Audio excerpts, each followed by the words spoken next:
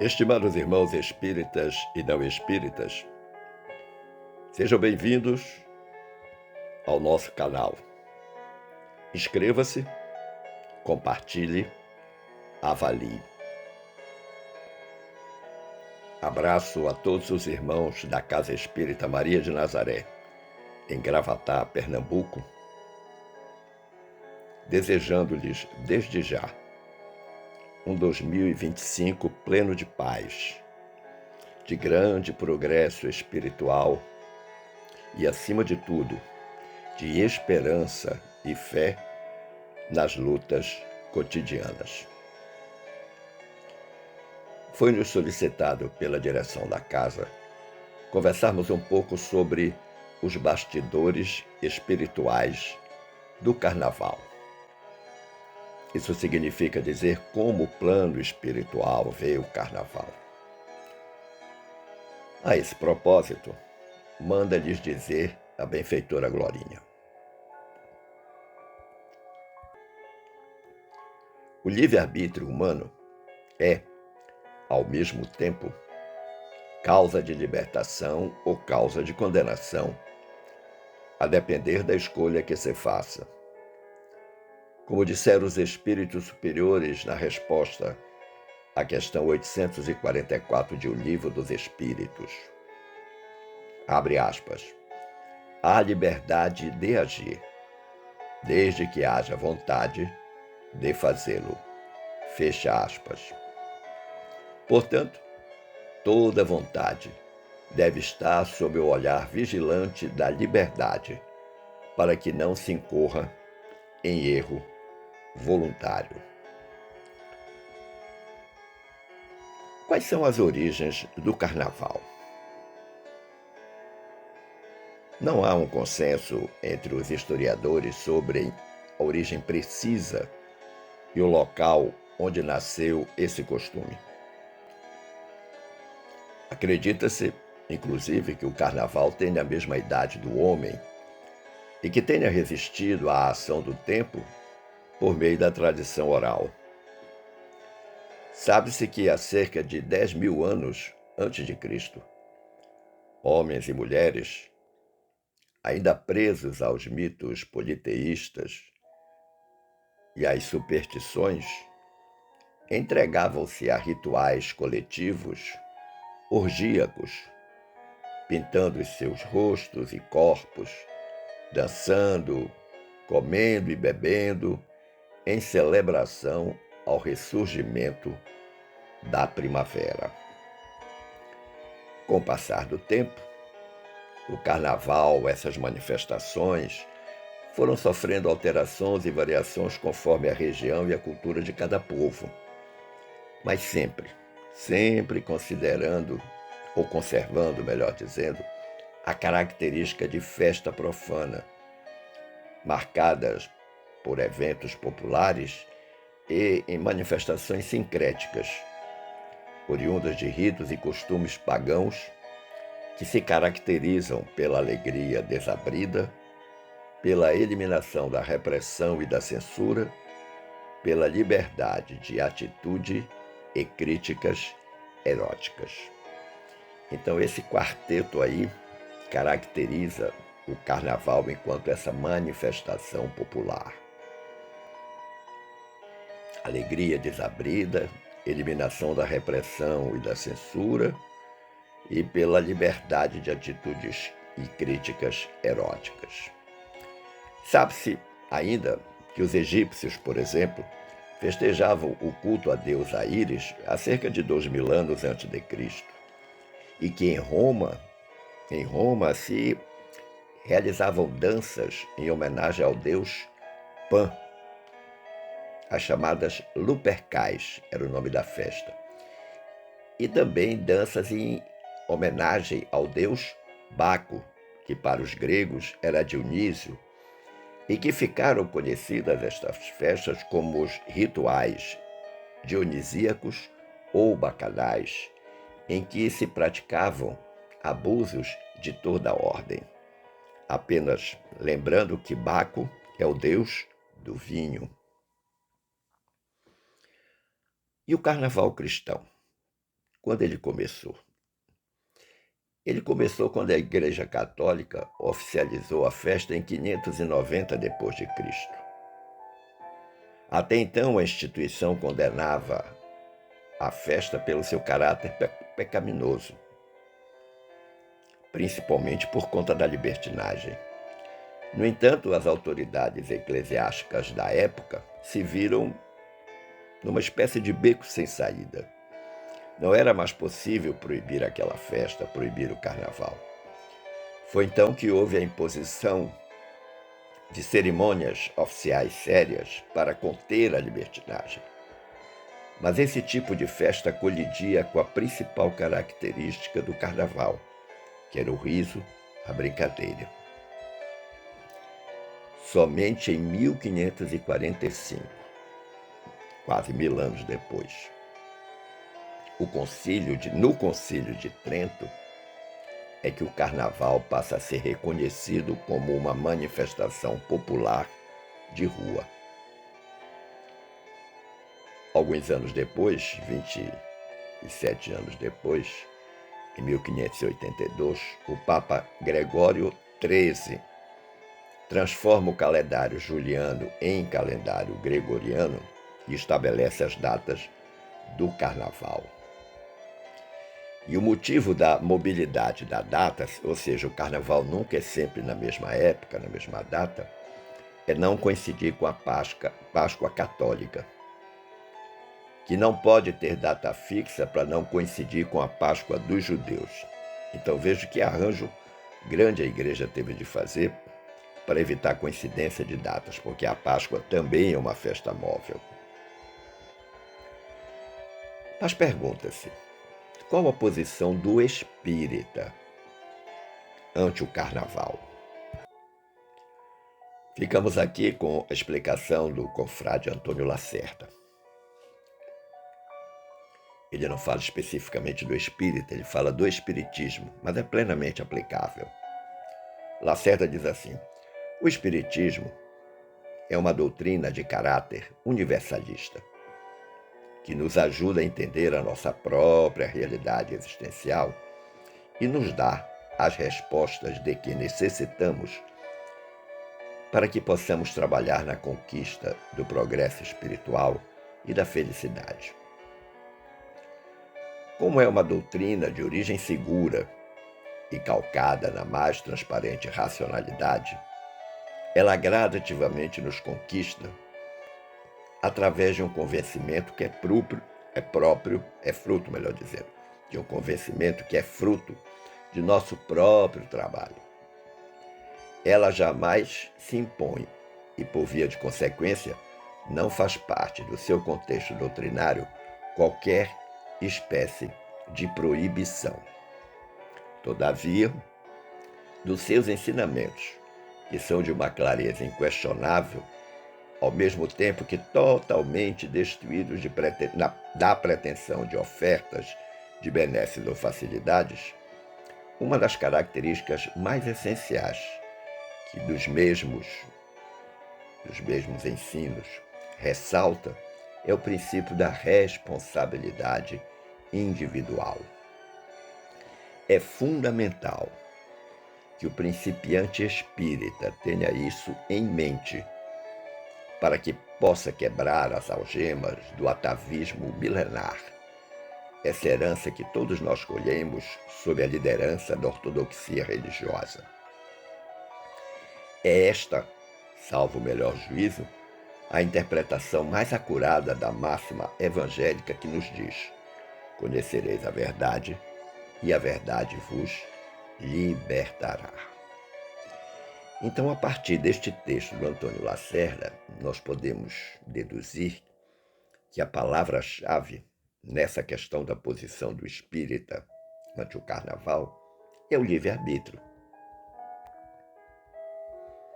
Enquanto cristãos, a nossa capacidade de escolher deve ser sempre orientada pelos postulados do Evangelho de Jesus.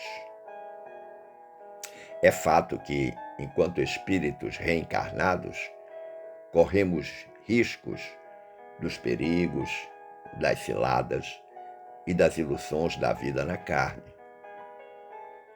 Vale a pena, então, recordarmos aqui a questão 843 de O Livro dos Espíritos, quando Kardec perguntou: tem o homem o livre-arbítrio de seus atos? E os venerandos colaboradores espirituais responderam: pois que tem a liberdade de pensar, tem igualmente a de realizar. Sem o livre-arbítrio, o homem seria máquina. Olha que interessante. Os espíritos dizem: olha, se você tem a capacidade de pensar, você tem também a capacidade de realizar, de fazer. Agora, entre o pensar e o fazer, o livre-arbítrio vai ser importante para a sua escolha, porque você pode pensar uma coisa errada, equivocada, e mediante o seu livre-arbítrio, mediante os seus valores evangélicos, você decide não realizar. Mas o contrário pode acontecer. Você pensa e realiza. Isso tanto vale para as coisas boas quanto para as coisas más. Mas é fato que as coisas más terão consequências. Lembremos a verdade evangélica de Jesus: a cada um segundo as suas obras. Não podemos esquecer que o prazer e a dor andam de mãos dadas na existência humana. Prazeres, essencialmente terrenos, materiais, podem, em muitas ocasiões, trazer dor e sofrimento. Sim, porque existem prazeres terrenos que não trazem dor, desde que vividos de forma serena, justa, segura, objetiva, com uma razão de ser. No carnaval, por exemplo, é comum perder-se a medida do prazer. Seja na bebida, na comida, no sexo desregrado, tudo é feito sob as bênçãos de Momo, até a chegada da quarta-feira ingrata, que chega tão depressa só para contrariar, como diz a música. Mas em relação aos gozos espirituais, quanto aos gozos espirituais, os prazeres são ilimitados. Mas devido à nossa condição ainda semi-animal, nós ainda não fazemos ideia das venturas que nos esperam a partir das coisas espirituais. Uma pálida ideia nós podemos ter deles, dos gozos espirituais, do prazer espiritual. A partir da satisfação que sentimos, por exemplo, quando conseguimos auxiliar uma pessoa em dificuldade, quando realizamos um trabalho manual, intelectual, de qualidade, quando nós postamos uma mensagem cristã na nossa rede de contatos, através do WhatsApp, do Facebook, do Instagram, quando nós escrevemos um livro, um texto e publicamos, quando nós aprendemos, por exemplo, a amar uma pessoa difícil com quem nós convivemos, isso é muito comum no grande laboratório de ajustes e reajustes chamado família. Em relação a esses prazeres ou gozos espirituais, alguém pode dizer: mas eu vou fazer isso depois do carnaval. Agora eu vou brincar e vou me divertir. Novamente vem a importante questão do livre-arbítrio. E aqui eu recordo um belíssimo texto de Humberto de Campos, psicografado por Chico Xavier no dia 12 de março de 1939. Então, há quase 86 anos. O título dessa mensagem é O Carnaval no Rio. E essa mensagem é o capítulo 4 da obra intitulada Novas Mensagens, na qual o irmão X, depois de tecer apreciados comentários dos fatos que envolveram o carnaval daquele ano de 1939, encerra o texto dizendo, abre aspas, o carnaval é a maçã podre do Rio de Janeiro. Na sua intimidade, porém, aí ele vai colocar uma conjunção adversativa, está a semente generosa dos elevados sentimentos da alma brasileira. Que elevados sentimentos são esses? Da alegria, da participação, da bondade. Cultivemos essas sementes sagradas no espírito das gerações que surgem, que se congreguem todos os núcleos do bem, e muito especialmente os do espiritismo cristão, para as sublimadas realizações desse grande labor educativo. E a podridão terá passado com o tempo, a fim de que possamos trabalhar em nosso sagrado idealismo sob as luzes generosas e augustas do Cruzeiro. Fecha aspas.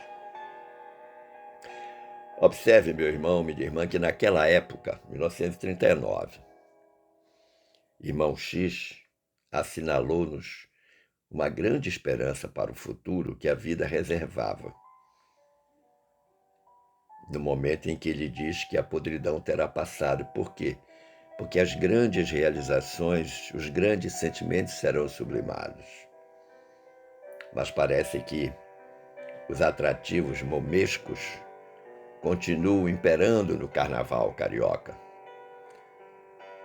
Uma festa de muita alegria, mas de muito nudismo, de muito desregramento etílico, gastronômico, sexual, não apenas no Rio de Janeiro, mas também em outras cidades como Olinda e Recife, em Pernambuco, e Salvador, na Bahia. O benfeitor Emmanuel, no capítulo 74 da obra Cartas do Alto,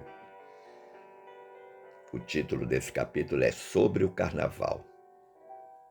Ele faz uma apreciada observação sobre esta festa da tradição brasileira.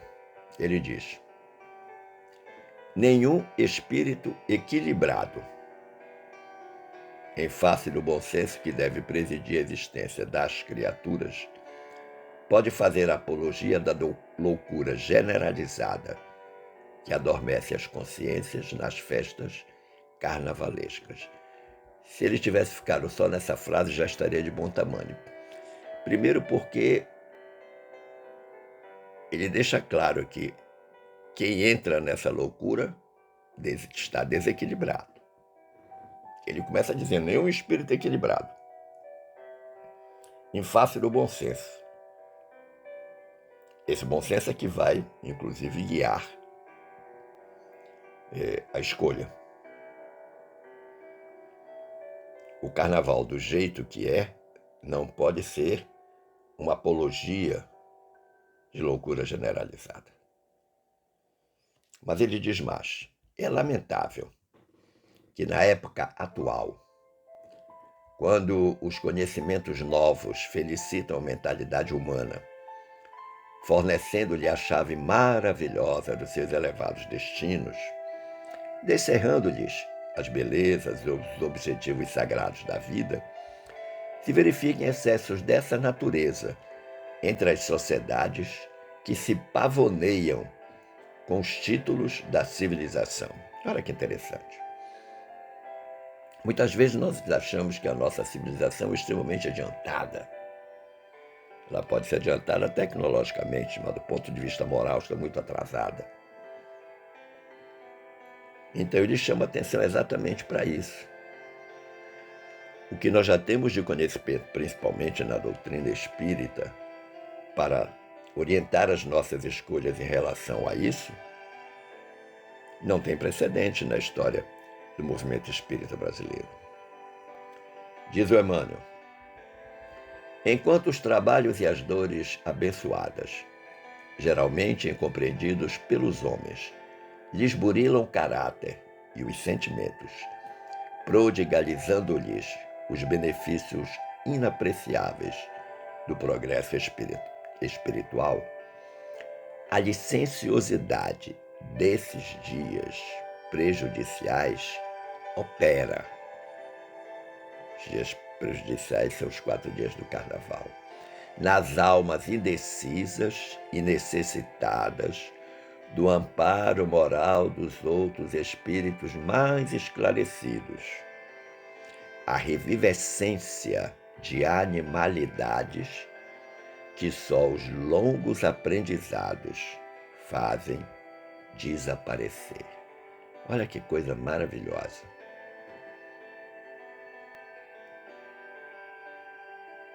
As almas indecisas e necessitadas do amparo moral dos outros espíritos mais esclarecidos. Humberto de Campos, numa das suas obras, eu agora não me lembro o nome, fala dos postos de socorro que são montados especialmente na cidade do Rio de Janeiro, os postos de socorro espiritual, na época do Carnaval. Mas o nosso querido Emmanuel prossegue concluindo esse belo texto dele, dizendo: há nesses momentos de indisciplina sentimental. Olha que interessante. Ele está chamando esse desregramento do Carnaval de indisciplina sentimental. O largo acesso das forças da treva nos corações. E às vezes, toda uma existência não basta para realizar os reparos precisos de uma hora de insânia e de esquecimento do dever. Olha que interessante. Ou seja, naquela loucura generalizada que é o Carnaval, as forças das trevas se valem da fragilidade moral das criaturas, se valem do fato delas muitas vezes já estarem embriagadas, com elevado teor alcoólico no organismo, em que o bom senso, o livre-arbítrio, a capacidade de escolher, como diz o popular, já foi pro beleléu. Então ele diz que aquilo que acontece de ruim naqueles breves momentos, uma existência inteira não é capaz de reparar. Reparos precisos de uma hora de insânia e de esquecimento do dever. Ele não poderia ser mais objetivo. Conclusivamente, meu amigo, minha amiga, eu fui buscar na frase do confrade Nelson Peixoto, lendo um artigo na internet, com a qual eu pretendo encerrar esta reflexão. O nosso querido Xará diz assim,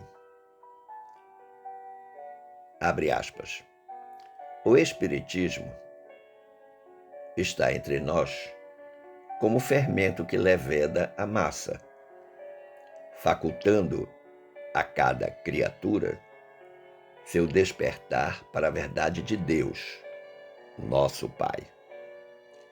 Não impondo padrões, nem formas exteriores, mas essencialmente condições morais internas e emocionais que cada um realiza no seu tempo e no seu entendimento espiritual.